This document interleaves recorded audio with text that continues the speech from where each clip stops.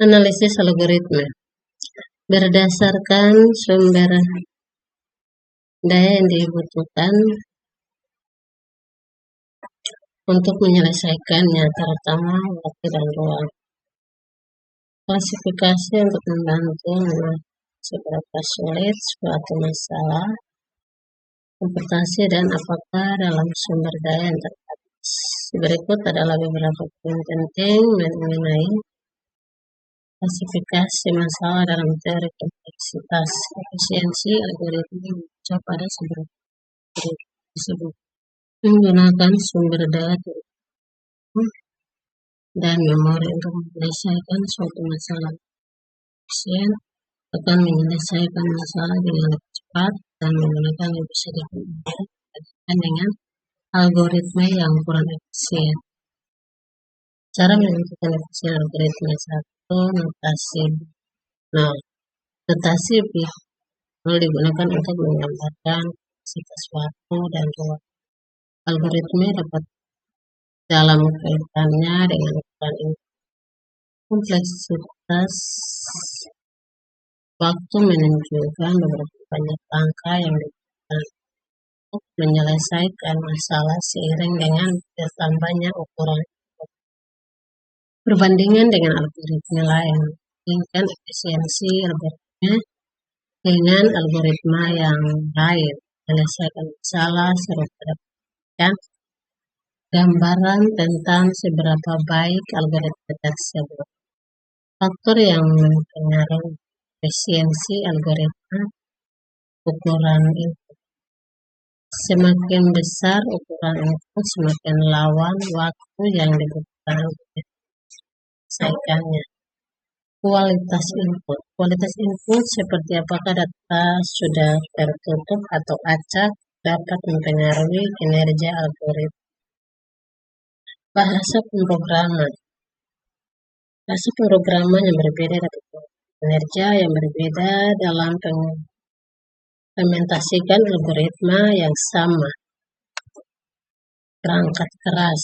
Kecepatan prosesor dan jumlah memori pada perangkat keras dapat mempengaruhi kinerja algoritma. Mengapa algoritma harus selesai dalam waktu terbatas? Keterbatasan sumber daya. Sistem komputer memiliki sumber daya terbatas termasuk waktu dan memori. Algoritma yang efisien memastikan bahwa masalah dapat diselesaikan dalam batas ini. Responsivitas, efisiensi biaya, keterbatasan waktu. Algoritma pencarian memiliki banyak penerapan dalam sehari-hari, terutama dalam dunia digital dan teknologi. Berikut ini beberapa contoh penerapannya. Mesin pencari. Salah satu contoh penerapan yang paling terkenal adalah mesin pencari seperti Google ketika melakukan pencarian di mesin pencari. Algoritma pencarian dibaliknya akan mencari dan mengurutkan halaman web yang paling relevan dengan kata kunci yang masukkan. Pencarian dalam aplikasi e-commerce. Ketika berbelanja online di platform e-commerce seperti Amazon atau Tokopedia, algoritma pencarian digunakan untuk mencari produk yang sesuai dengan preferensi dan kebutuhan. Ini membantu Anda menemukan produk dengan cepat. Sistem rekomendasi. Algoritma pencarian juga digunakan dalam sistem rekomendasi seperti Netflix atau Spotify. Mereka mencari konten musik yang sesuai dengan sejarah penelusuran Anda atau preferensi yang telah ditentukan. Pencarian dalam aplikasi navigasi